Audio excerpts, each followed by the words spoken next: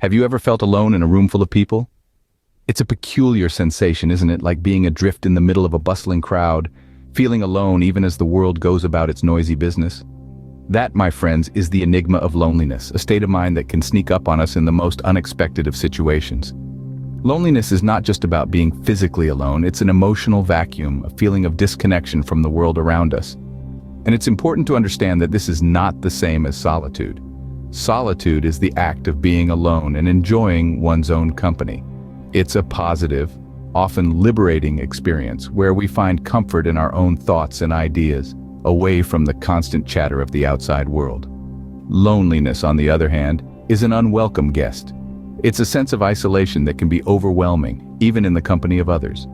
It's the feeling that you are on the outside looking in, that you are disconnected from the people and the world around you.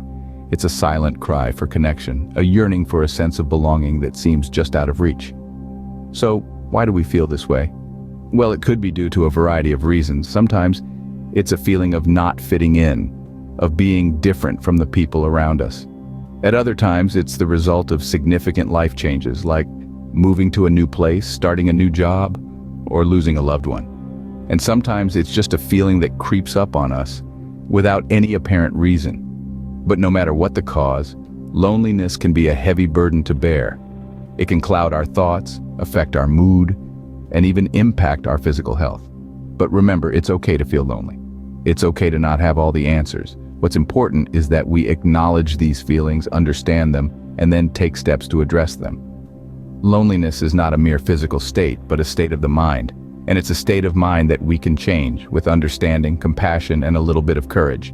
So let's embark on this journey together and unravel the mystery of loneliness. Consider the story of John, a high school student in a bustling city. He walks down crowded hallways, sits in classrooms filled with the noise of conversation, and comes home to a family of 5. Yet, despite being surrounded by people, an invisible barrier of loneliness encircles him. John is like any other teenager, full of dreams and aspirations, but he carries a weight that's hard to put into words. It's the weight of feeling alone in a sea of people. He feels disconnected, like an island in the middle of a busy intersection. Every morning he wakes up hoping that today will be different. Today he will break the ice, start a conversation, make a connection. But as the day unfolds, he finds himself retreating further into his shell, away from the laughter and chatter around him. Lunchtime is a battle for John. He sits at the corner of the cafeteria watching his classmates engage in animated conversations, their laughter echoing off the walls. He wants to join in, to feel a part of something, but the words get stuck in his throat, the fear of rejection holding him back. At home, his family is always around. His parents busy with their jobs, his younger siblings engrossed in their own worlds.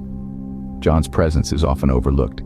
He finds solace in his room, where he can be alone with his thoughts, his loneliness. John tries to fill this void with music, books, and online games. They provide a temporary escape, but they can't replace the warmth of human connection. The relationships he forms online feel hollow and transient.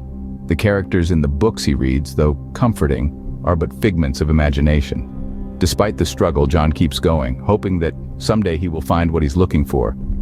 A friend, a confidant, someone who understands. He yearns for a connection that goes beyond the superficial, a bond that transcends the physical world. John's story is not unique. There are many others who share a similar experience. Social isolation, on the other hand, is a different beast altogether. It's not about how you feel, but rather the concrete state of having limited social connections or interactions. It's the empty chair across the table, the silent phone, the unoccupied side of the bed. Unlike loneliness, which is a subjective feeling, social isolation is an objective reality. There are myriad reasons why someone might find themselves socially isolated. Perhaps they've just moved to a new city, devoid of familiar faces. Maybe they're navigating the new norm of remote work, their office interactions reduced to pixels on a screen. Or they could be grappling with a significant life change, such as a divorce or the death of a loved one, events that can abruptly sever social ties. Social isolation can often lead to feelings of loneliness, but not always. It's a complex issue with many layers to peel back and understand. The effects of loneliness and social isolation on our mental health are profound.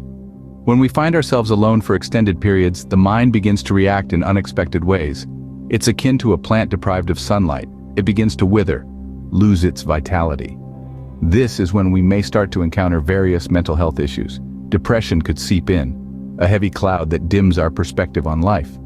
Anxiety might follow, a relentless whisper of worry that keeps us awake at night. In some instances, these feelings can escalate to the point where life seems unbearable, leading to thoughts of suicide.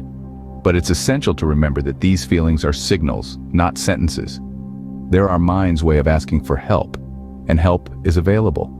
Reach out to a trusted friend, a family member, or a mental health professional. Ignoring feelings of loneliness or social isolation can have serious consequences for our mental health. So, how can we break the cycle of loneliness and social isolation? Well, the first step is acknowledging the problem. If you're feeling lonely or socially isolated, it's important to understand that it's a common human experience and there's no shame in it. Next, try reaching out to the people you care about. Even a simple conversation can go a long way in making you feel less alone. If you're not comfortable talking to someone you know, there are professionals who can provide support. Therapists, counselors, and online support groups are all great resources.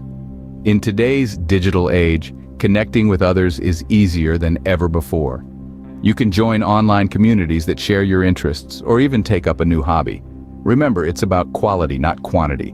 Meaningful connections are what truly matter. Remember, it's okay to feel lonely or isolated sometimes, but you don't have to face these feelings alone. Reach out, talk about it, and remember, there's always help available.